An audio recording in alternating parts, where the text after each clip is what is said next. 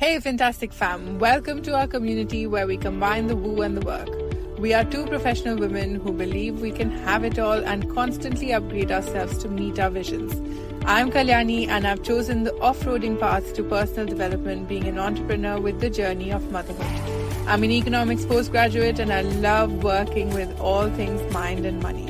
I've founded and sold one business and I'm now building this business that feels like fun and freedom for life. Hi, I'm Rupali.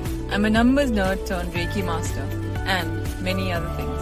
I found a passion for all things wellness. I've worked in banking and finance for 15 years and I love combining that knowledge with all things energetics to create impact in a fun, easy way for others. Join us as we share the behind the scenes of us creating wealth, freedom and magic.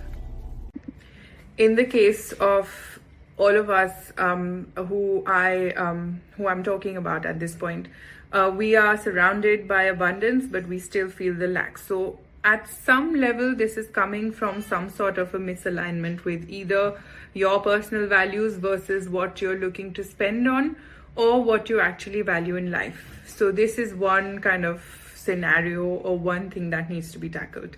The other thing that needs to be tackled is if there is a lot of money and abundance around you and you're still feeling a lack, then there is definitely a disconnect between your present reality and where you are in your mind. What I mean to say is, what I'm trying to get to is that our minds are so rooted in the patterns that they've seen in the past. So in the past, it may have been a pattern that money comes in your life and then it goes out as easily. I often hear in my coaching that I'm good with earning money, but I can't keep it very easily. A lot of the times, if you see any healers or even astrologers back in India, they'd say these general things that, you find keeping money is very difficult for you, and a big majority of people tend to agree with them because that is the reality for a lot of people.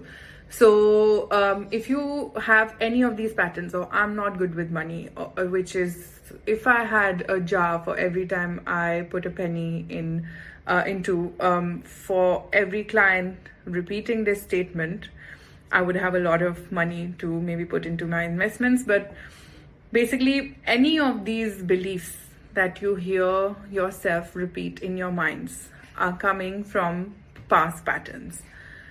Our minds, or our reality, by the age of 35, they say, is 80% operating from what's happened in the past, which means 80% of what's happening around us has been programmed in the past.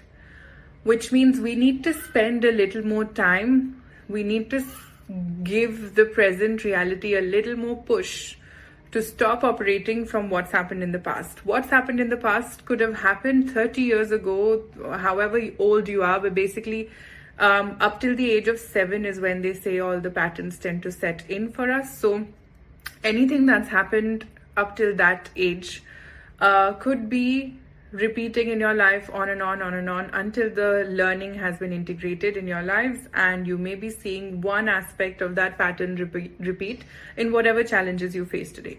So there needs to be a bigger push in your present reality to break away from what's happened in the past.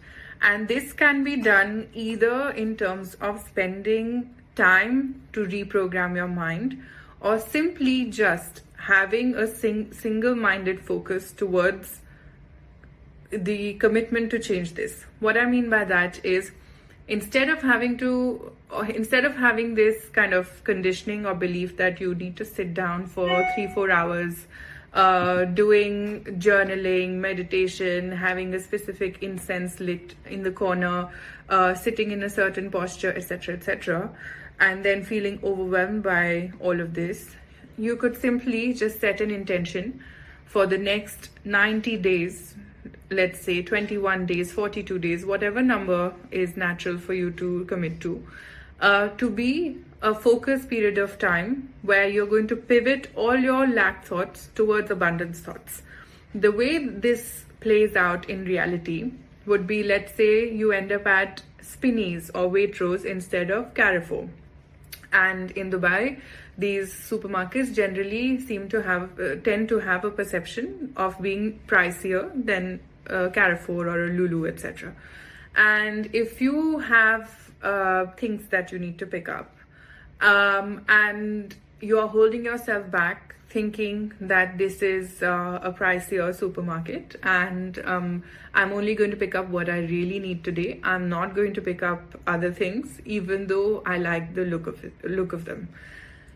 Instead, what if you could simply allow yourself to pick up one or two of these things that you like?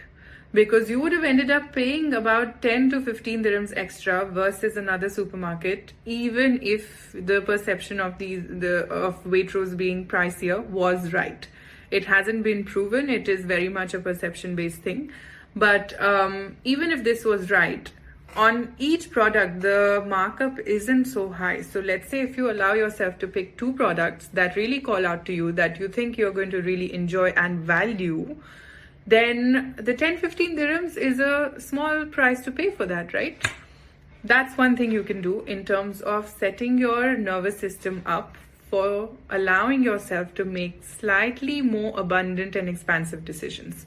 The other thing that you could do, if you were truly strapped for cash and you didn't want to even give yourself the luxury of spending these small extra amounts here and there, simply just observe abundance around you and be very thankful of having this abundance around you instead of being jealous, bitter, judgmental about it. So if you have family or friends who are well off and they have nice houses, nice cars, whatever else that you value and notice them having, then instead of thinking, oh, they've done X, Y, and Z, which I haven't done, or they were helped by their circumstances, they have family money, which I don't have, all of these judgments, they have this, always have a split part of the statement which goes to say that you don't have it, right? So it always comes back to lack. If you're jealous of someone else having flexibility, it always goes back to, oh my God, that means I don't have it and I'm operating from that lack. What happens is that when it keeps coming back to lack, the universe sees you vibrating in that lack energy constantly.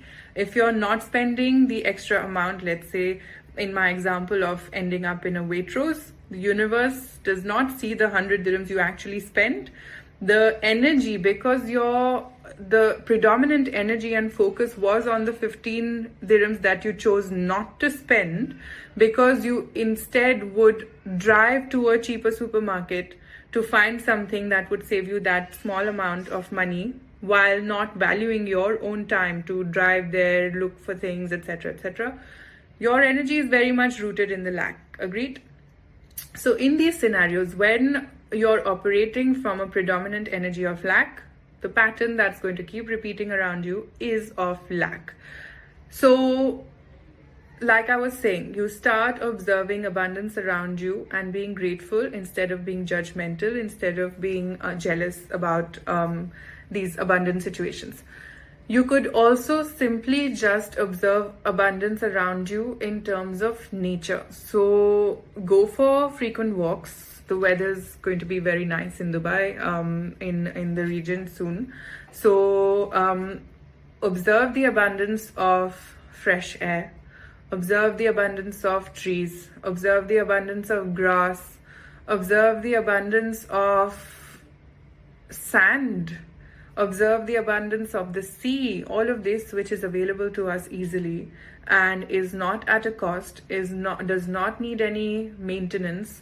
Observe the amount of abundance of breaths that we're taking. We're taking it, all of that for granted. Our bodily functions that are operating so smoothly without our knowledge, without any hard work, without any effort from our side. All of that we take for granted and is so important and essential to our functioning is happening for us so naturally. And this is very reassuring, and it should bring you back. It for me at least, let me talk about myself, it always brings me back to feeling very supported. And once you're feeling supported, automatically the charge from the lack mindset or the charge from the desperation sort of mindset in terms of when will I have this? It's been so long. By this age, I should have had this. Once all of that dissipates and you end up at a clean slate point, at a point of being neutral, is when your manifestations start rolling in. Is when the universe kind of sees you being set at a different energy point and different things start happening. Let me record about how to kind of channel all of that in a separate episode. But that's that for today. Let me know in the show, in the review feedback kind of section, what your thoughts were on this curious case of everyone around us who is so surrounded by abundance but still feeling such a sense of lack. Thank you. Bye. We would really appreciate your feedback as reviews on the podcast app you tune in from. Support us also by sharing this podcast with 3 of your besties who would benefit from being fantastic.